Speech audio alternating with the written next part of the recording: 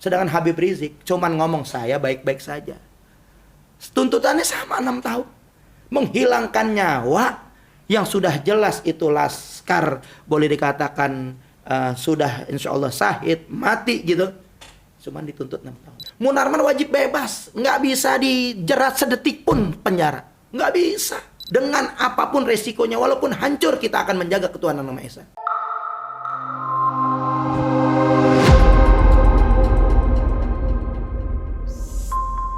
Kita bersuara. 7. Membebankan biaya perkara kepada negara.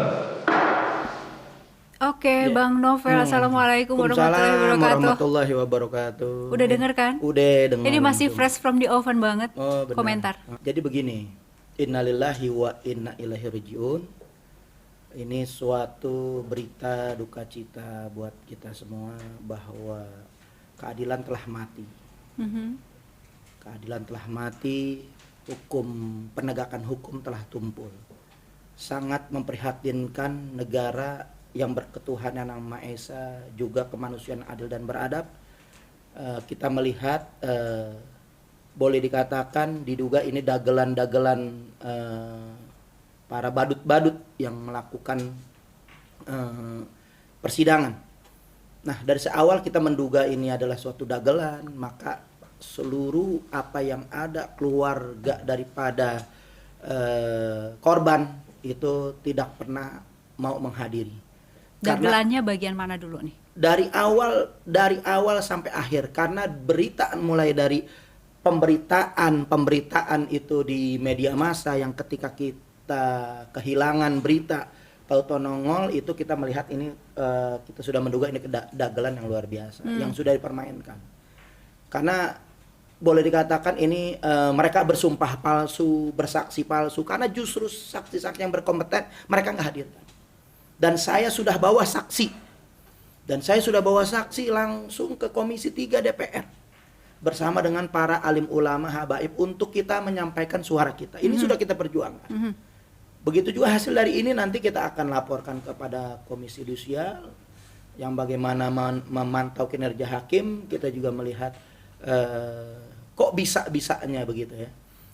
Kemana kerjanya KAY, padahal kita sebelumnya dari awal kita sudah meminta KAY untuk mengawasi seluruh proses sidang, baik proses sidang Habib Rizik yang ternyata KAY pun tumbul. Nah, sampai dengan sekarang, sampai dengan vonis muncul, ini vonis kan berarti dinyatakan bersalah. Ini saya bacain lagi nih.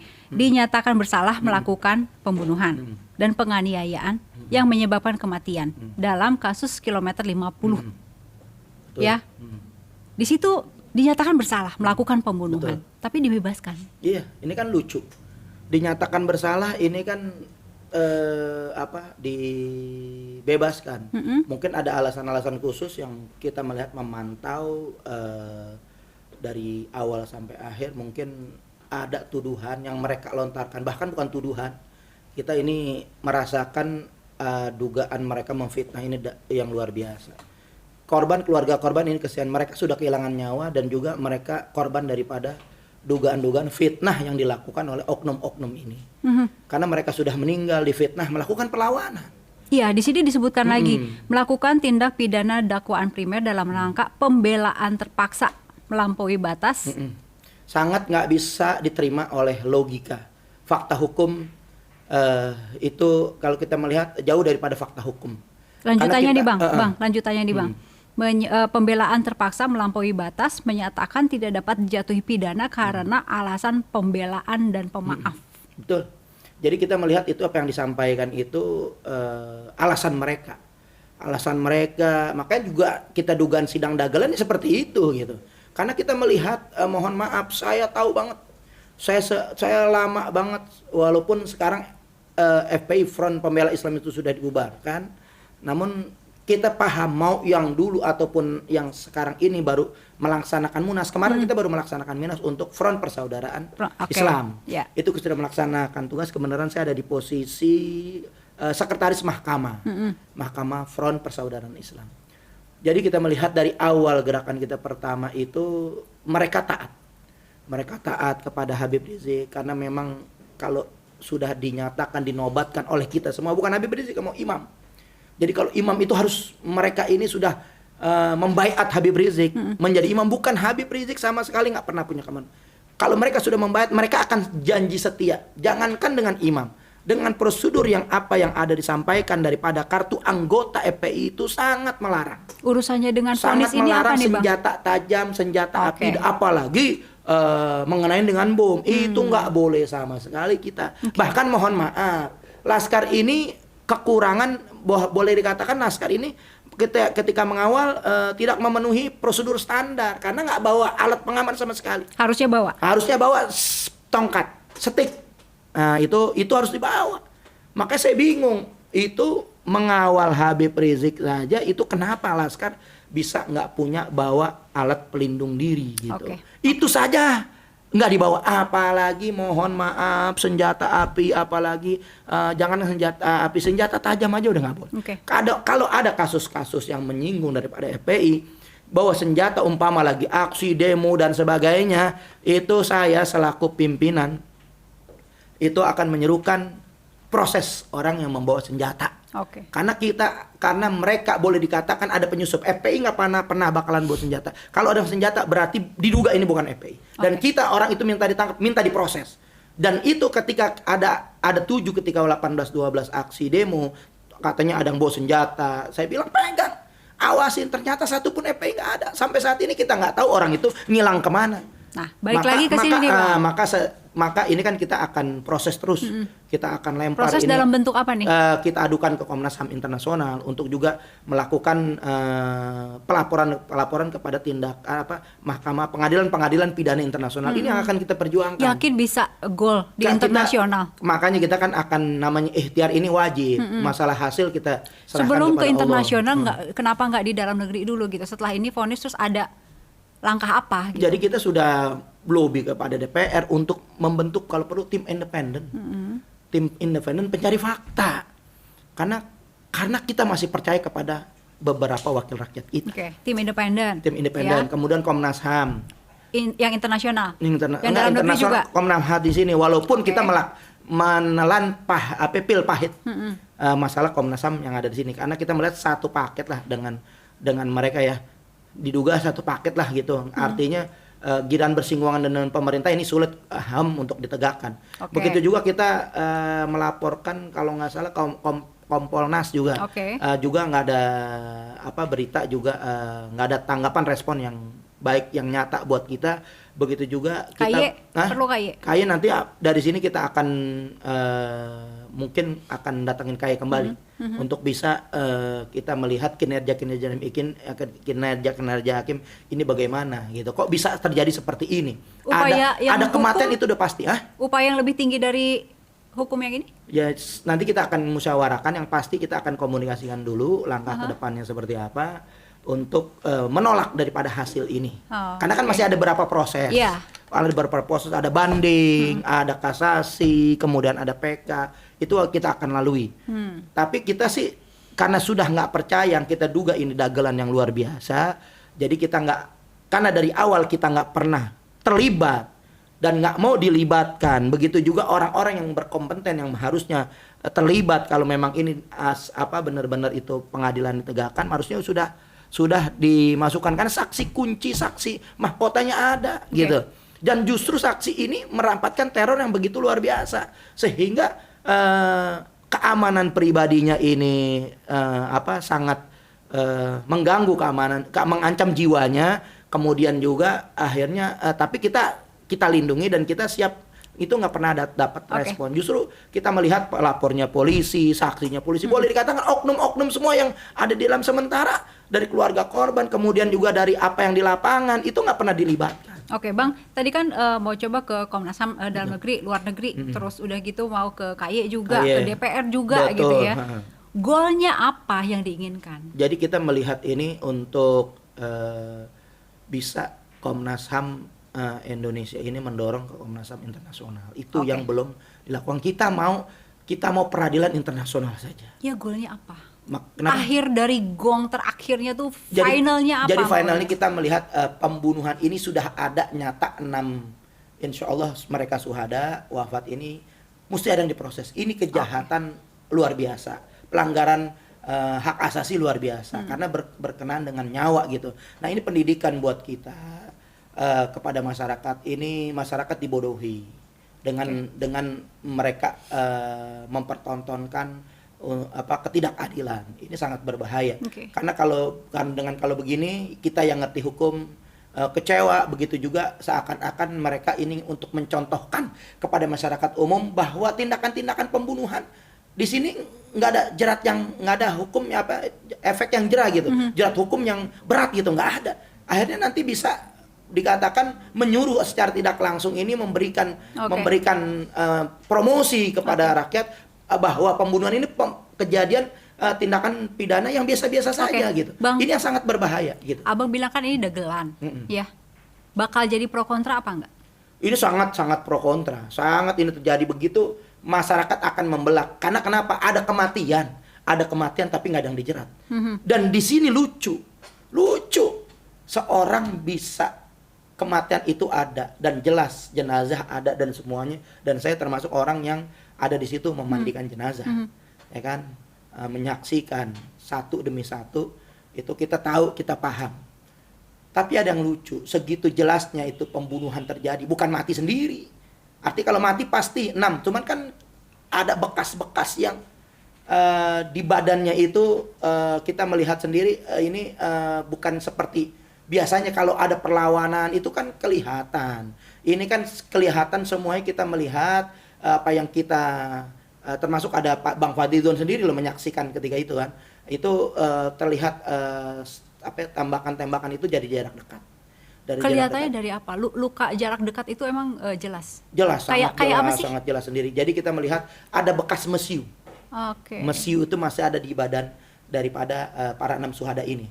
Karena kalau dari tembakan dari jarak jauh itu nggak ada mesiu itu di badannya. Itu tandanya. Nah, yang lucu ini kan kematian dan itu mereka akuin pembunuhan kan terjadi. Artinya pembunuhan. Yang lucu itu cuman tuntutannya sudah lucu 6 tahun. Sedangkan Habib Rizik cuman ngomong saya baik-baik saja. Tuntutannya sama 6 tahun. Menghilangkan nyawa yang sudah jelas itu laskar boleh dikatakan sudah insya Allah syahid mati gitu. Cuman dituntut 6 tahun. Habib Rizik yang cuman ngomong baik-baik saja dan itu pun belum ada hasil bukti dari PCR. Karena akan menyusul. Cuman Habib Rizik ketika itu di depan wartawan emang segar sehat, segar bugar, emang baik-baik saja. Cuman kan ada OTG, orang tanpa gejala. Itu bisa dituntut 6 tahun. Ini kan lucu, cuman ngomong baik-baik saja 6 tahun. Sementara yang laskar yang menjadi korban ini, pelakunya dituntut 6 tahun. Abang ngebandingin dua ini kenapa? Merasa nggak adil? Sangat tidak adil. Jadi memang ini kita melihat, ini dahsyat. Kepentingan politik tertentu. Politik mungkar kalau saya bilang. Memaksakan untuk menjerat daripada orang-orang yang kontra dengan pemerintahan saat ini. Jadi keadilan itu sudah mati, mereka membabi buta, mendidik kepada masyarakat itu mempertontonkan ketidakadilan, menelanjangkan ketidakadilan itu secara terang-terangan. Ini sangat berbahaya untuk masyarakat. Abang kan tadi sebelum kita masuk ini nih, di sono tuh, di pojokan tuh, abang ngomong soal yang azan, benar. toa Betul. gitu. Terus abang tadi ngomong juga soal logo, ya kan, logo halal. Terus ngomong apa lagi tadi di situ? Itu emang jadi omongan umat ya, yang tadi abang bilang ya. Heboh, gaduh, heboh. Apa aja yang diomongin? Jadi umat curhat ke abang. Wah ini masya Allah. Apa aja tuh bang? Jadi kalau boleh jadi kan disebutin. banyak yang lapor kepada kita, kemudian juga ramenya baik di grup manapun. Karena kan saya ketua media center memantau media yang ada gitu. Apa aja tuh bang yang dicurhatin? Ketika waktu rata-rata yang saya ambil dan saya simpulkan, boleh dikatakan 90% ini sangat terganggu. Indonesia ini mereka akui 90% boleh dikatakan ini Indonesia sudah gaduh dengan pernyataan apa yang dilontarkan oleh Yakut ini tentang masalah azan yang dianalogikan dengan anjing. Dan itu abang sudah laporkan? Nah, karena ramenya begitu proses luar biasa kan kita nggak main gegabah melaporkan begitu saja. Ini kan ada undang-undang ITE yang kita harus lebih mendalam. Nah, kita harus mencari ahli untuk ini terjerat atau tidak. Oke. Ini rekaman ini asli atau karena kalau kita buka YouTube nggak ada kata-kata itu, nggak ada. Nah, bagaimana kita meyakini lagi kita memperdalam menyelidiki apa semua ternyata ada pernyataan dari Bang Roy Suryo bahwa itu asli. Oke. Karena memang beliau pakar telematika, kita yakinkan dan kita sudah dapatkan juga rekaman-rekaman yang asli yang bukan di YouTube ya, mohon maaf ya. Tapi rekaman-rekaman yang asli itu yang kita yakinin dan Bang Suryo yakinin itu bukan editan. Bakal gol nggak? Kenapa? Bakal gol nggak? Nanti dulu. Itu kan jadi pertanyaan kan orang pada curhat nih sama abang nih kan, curhat soal toa masjid lah, soal logo halal lah Kalau gitu. masalah gol ini kan masih proses gitu, masalah proses. Cuman kita menonton yang tadi adalah cermin buat kita. Yang tadi kita tonton itu cermin betapa keadilan itu telah mati. Mereka cuman teriak-teriak Pancasila, saya Pancasila, Pancasila. Mereka menginjak-injak harga diri keadilan. Mereka menghancurkan harga diri keadilan. Soal azan. Soal azan juga sama. Keadilan seperti itu. yang diinginkan seperti Nah, apa? begini. Ini kan masalah azan bukan masalah baru. Termasuk saya dan kawan-kawan yang melaporkan Sukmawati masalah azan yang dibandingkan dengan kidung. Kidung itu sangat mulia, boleh dikatakan sangat memang boleh dikatakan orang ini suka dengan kidung gitu kan. Itu kita nggak terima dibandingkan. Dan kita sudah laporkan dan sudah menjadi tersangka. Sukmawati ada jurisprudensinya. Nah, Yakut ini luar biasa, lebih daripada Sukmawati, lebih daripada Ahok. Nah, makanya setelah Roy Suryo mengatakan ini sih, ya saya nggak tahu Roy Suryo mau ngelapor ngapa. Yang pasti memang kebenaran Roy Suryo datang ke mana? Ke Polda Metro Jaya, saya datang juga ke Bareskrim Mabes Polri, itu kita laporkan. Nah, saya nggak tahu Roy Suryo ditolak atau tidak, karena kan kita nggak tahu. Begitu juga, cuman saya tahu Roy Suryo mau laporkan yang memang saya mau laporkan, jadi nggak ketemu. Nah, ketika dilaporkan banyak perdebatan. Nah, yang perdebatan songit, dan mereka nggak bisa bantah. Mereka nggak bisa bantah karena kan saya pelaku, boleh dikatakan saya advokat yang memang mengawal laporan dan juga memang lembaga-lembaga kita, kelompok-kelompok kita yang memang fokus terhadap penistaan agama. Karena kalau saya pribadi di media massa, di medsos, dimanapun dibully, dihina, saya nggak pernah ladenin mereka. Saya nggak pernah jerat mereka, walaupun mereka sebar hoax, fitnah, membuli saya, menelanjang saya dengan segala macam, saya nggak pernah. Tapi jangan coba-coba agama. Nah, ketika ini kita bergerak, semuanya bergerak untuk agama dan kita sudah beberapa kali punya pengalaman lapor demi melaporkan, tapi yang ini luar biasa, Bang. Nggak diterima sama sekali. Nggak diterima sama sekali. Mentah-mentah kita ditolak. Ini ada apa gitu kan? Apa ini harus kebal hukum? Karena kenapa dengan Indonesia ini saya sudah menyampaikan ini Indonesia sudah darurat agama. Semua sudah tertarik dalam ranah yaitu unsur dugaan penghinaan terhadap agama dari mulai dudung ketarik. Bahkan kiai pun yang namanya muafik dai itu ketarik. Begitu juga sampai menaknya Menteri Agama yang seharus memberikan contoh, menenangkan masyarakat, membawakan Islam sebagai rahmatan alamin gitu, harus dibawa. Tapi ini yang dibawa kegaduhan demi kegaduhan. Karena banyak komentar-komentar Yakut itu yang membuat kegaduhan, bahkan bukan kegaduhan Indonesia, kegaduhan di ormasnya sendiri bikin gaduh. Ya kan? Itu kan menjadi catatan seharusnya. Dan kita meminta kita meminta keadilan, equality before the law. Semuanya nggak ada yang kebal hukum, semuanya sama kedudukan di mata hukum. Kalau curhatan mengenai Bang Munarman juga ada. Kenapa? Curhatan dengan Bang Munarman gimana? Ini kan udah 8 tahun tuh kena. Belum, kan? sampai ini kan ponis. Kalau Munarman sih menganggap ini santai kan? Mengetawakan. Malah santai, santai banget. Karena kenapa? Orang dagelan kan lucu. Ya dagelan ya ditawain. Gitu, kalau dagelan yang nggak bisa kita seriusin. Itu kan walaupun kita melihat dugaan-dugaan ini kan. Tapi ditahannya serius kan, Bang? Iya, makanya kan walaupun beliau ini menjadi korban, tapi ini tontonan yang sangat melucukan, maka ketawa gitu. Luar biasa kok ada gitu dalam satu negara yang jelas-jelas itu ketidakadilan mereka pertontonkan dan mereka bangga untuk bisa melakukan ketidakadilan. Ini yang sangat berbahaya. Artinya Indonesia Untuk yang kasus Bang Munarman, dagelannya sebelah mananya nih Bang? Jadi begini, kenalah saya ada di FP sebelum Bang Munarman, jauh sebelum ada FP saya sudah ikut sama Habib Rizik. Dan kita sangat anti, nggak pernah sejalan dengan terorisme macam manapun, kita nggak mau terlibat dan kita akan berseberangan dengan mereka. Kita nggak diajarkan oleh Habib Rizik ngecut. Kalau kita mungkin harus berhadapan dengan musuh, hadapin terang-terang. Nggak bisa kita membuat teror, orang menjadi korban, itu itu nggak pernah diterima oleh kita, nggak pernah diperkenankan oleh kita, nggak pernah bisa itu model terorisme mana saja itu untuk kita terima. Sangat kita keras dengan terorisme gitu, karena kita tahu, kita paham, makanya lucu gitu kan. Dan saya sudah berkomunikasikan, ketika itu saya malah sudah anggap clear, karena saya sudah komunikasikan dengan Komisi 3 DPR RI. Masalah hukum, dan Munarman ketika itu sudah saya anggap masalah clear karena sudah dikomunikasikan dengan dengan Komisi Hukum DPR RI. Kita membawa data fakta yang banyak dan sudah dibawa dalam rapat-rapat, dan itu sepertinya clear. Ternyata memang ada tekanan.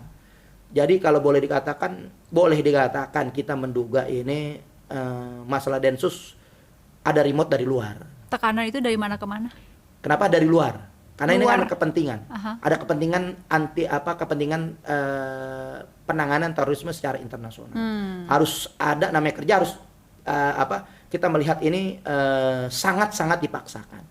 Karena boleh dikatakan oleh Fadlizon bahwa terorisme yang ada di Indonesia pabrikasi daripada industri pabrikasi. Buktinya ada nggak Bang itu ada tekanan? Sangat banyak. Buktinya apa? Tekanan dari luar. Karena seperti apa bukti yang dipegang? Karena memang terorisme Indonesia, BNPT ini, Densus ini adalah kepanjangan daripada penanganan terorisme internasional, bukan nggak berdiri sendiri. Jadi nggak bisa boleh dikatakan mereka berdiri sendiri, pasti ada sangkut paut yang dugaan itu kita sangat kuat.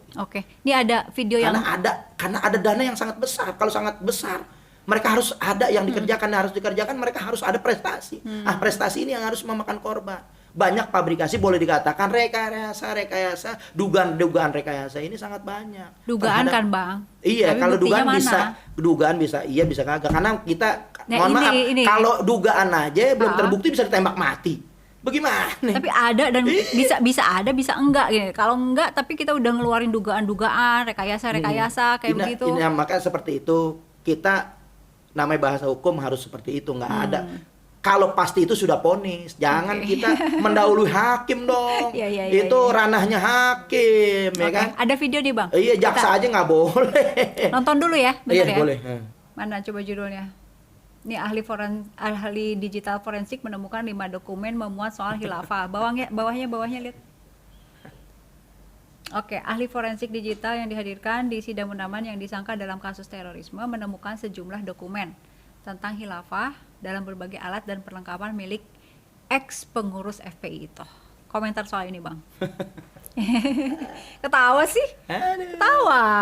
Ya udahlah, namanya kan kita boleh dikatakan semua udah dugaan rekayasa lah, sandiwara mereka lah. Ini alat nih yang boleh dikatakan ini alat senjata pamungkas mereka untuk terhadap lawan-lawan politik.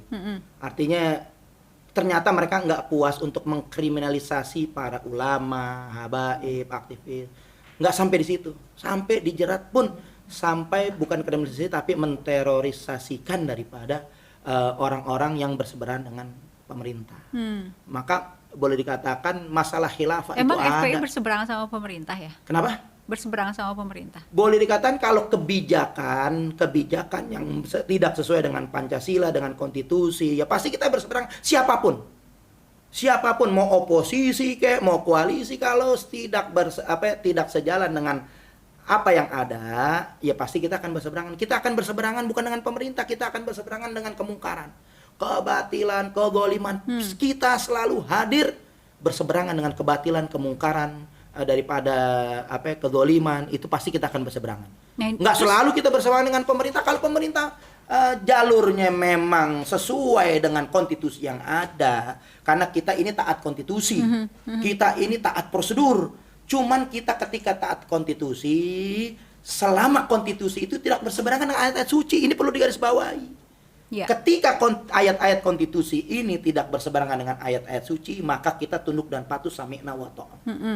Ketika Dan sudah kebanyakan berseberangan, yang saat ini konstitusi masih sesuai dengan ayat-ayat suci.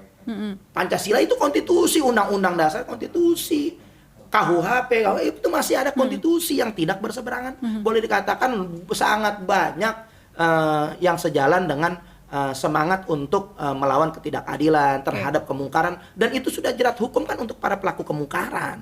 Artinya kita ini sejalan, cuman kita melihat justru pemerintah ini yang tidak taat konstitusi, Yang bagian mengatasnamakan negara.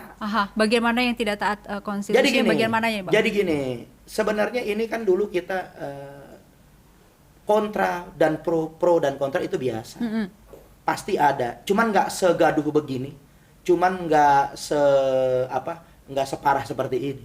Zaman SBY juga ada kita berseberangan, cuman nggak sampai ada diterorisasikan, kemudian dikriminalisasikan, nggak ada.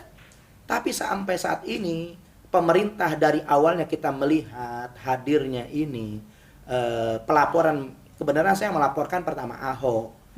Kita melihat dari respon yang pertama itu sangat lambat dan sepertinya boleh dikatakan hampir inilah putus asa lah, apa iya kita melakukan memproses hukum daripada orang yang diduga penghinaan agama ini akan berhasil. Ternyata dari pelaporan yang saya laporkan tanggal 6 bulan 10 2016 nggak langsung direspon sampai umat Islam bergerak. 14.10 nggak direspon juga. Kemudian bergerak lagi umat Islam 4.11 nggak direspon juga. 2.12 sudah banyak berjuta-juta berjilid-jilid baru direspon. Nah setelah itu sampai saat ini daripada hasil itu nggak memuaskan kita. Pasal 156A itu maksimal 5 tahun penjara. Tapi diponis sebegitu gaduhnya kasus Ahok, bukan nasional lagi tapi internasional, menjadi pusat internasional. Sebegitu gaduhnya ini diponis 2 tahun penjara, dan saya sebagai pelapor nggak pernah meyakinin apakah Ahok ada di dalam penjara selama yang diponis 2 tahun dikurangin remisi, apa ada 24 jam setiap hari di situ. Kita nggak bisa buktiin itu, Bang, kalau itu nggak bisa buktiin itu kan? Iya, makanya bisa sebenarnya kalau kooperatif, benar-benar menunjukkan. Karena kan saya sebelum Ahok penjara, saya kan udah di penjara nama Ahok duluan. Saya bisa tahu 24 jam nggak pernah saya tinggalin daripada tahanan. Intinya Abang menyampaikan bahwa merasa ada ketidakadilan yang dirasain gitu. Betul. Ya Bang ya. Nah untuk Bang Munarman, langkah selanjutnya apa? Kalau untuk Munarman masih ada kan, kita banding. Insya Allah nanti ini kan baru tadi ponis. Nanti kan kita belum komunikasikan yang lain. Munarman wajib bebas, nggak bisa dijerat sedetik pun penjara, nggak bisa. Karena kita meyakini dari kita sendiri, dari apa yang kita tahu, Munarman sama sekali nggak pernah keterlibatan dengan yang namanya teroris, dengan yang namanya ISIS. Itu nggak pernah punya keterlibatan. Karena justru ketika ada bahasan atau ada seminar, itu justru yang mengadakan justru oknum-oknum polisi itu sendiri. Masa kita datang, Bang Munarman datang justru memberikan komentarnya, orang datang hadir nggak mesti melulu harus bagian dari orang itu, nggak mesti. Namanya hadir mungkin diundang ataupun sekedar pengen tahu kan bisa, nggak mesti orang yang hadir itu terlibat gitu. Nah, next nih Bang, ini kan udah ada beberapa kejadian nih, yang para penembak Laskar FPI, terus kasusnya Bang Munarman gitu. Dan nggak tahu nih setelah ini tahun 2022 ada lagi nggak kasus-kasus yang lain ya? Ya, kalau kita melihat gejala-gejala itu sepertinya ada, semakin akan banyak makan korban. Banyak makan korban, karena ambisi dari kekuasaan ini saya melihat sudah sangat rakus, membabi buta. Karena ambisi daripada rezim ini ingin memperpanjang kegagalannya, ingin memperpanjang kezolimannya sampai menambah masa 2 tahun, bahkan kalau perlu 3 periode.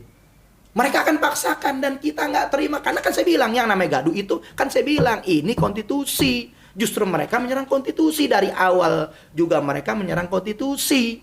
Nah, kalau sudah menyerang konstitusi, apa yang ada pasti gaduh. Masih menimbulkan pro kontra yang sangat luar biasa. Oke. Dan ini mendobrak hal-hal yang tidak biasa, yang sebagaimana pemerintahan-pemerintahan yang dulu nggak pernah untuk mau memperpanjang melewati daripada konstitusi yang ada. Oke. Gitu. Walaupun ada banyak ketidakadilan yang Abang rasakan dan teman-teman rasakan, ini nggak akan berhenti, Bang. Saya melihat nggak bakalan berhenti. Maksudnya perjuangan Abang dan teman-teman Oh, nggak kita akan nggak berhenti. bakalan berhenti. Resiko apapun insya Allah kita tanggung. Cuman berjuangnya kita pasti jalur konstitusi. Kita taat prosedur, kita taat konstitusi. Dari awal juga kita berjuang, nggak ada yang kita melanggar konstitusi. Kita justru menegakkan hak-haknya daripada ketuhanan yang Maha Esa, itu menempatkan sebenar-benarnya ketuhanan yang Maha Esa. Yang ketuhanan Maha Esa ini nggak boleh dihina, nggak boleh dilecehkan. Itu sangat sakral. Oke. Karena unsur ketuhanan yang Maha Esa ini harus menjiwai daripada sila-sila yang ada, harus menjiwai daripada jiwa raga masyarakat Indonesia, menjiwai daripada kebudayaan yang ada di Indonesia. Karena itu harus yang kita junjung tinggi, dan itu kita akan menjunjung tinggi ketuhanan Maha Esa, dan kita sampai saat ini menjaga itu dengan apapun resikonya, walaupun hancur kita akan menjaga ketuhanan Maha Esa. Oke, Bang Novel Bambukmin, terima kasih. Itu aja. Sudah hadir ya, Bang ya. Alhamdulillah. Assalamualaikum warahmatullahi Waalaikumsalam wabarakatuh. warahmatullahi wabarakatuh.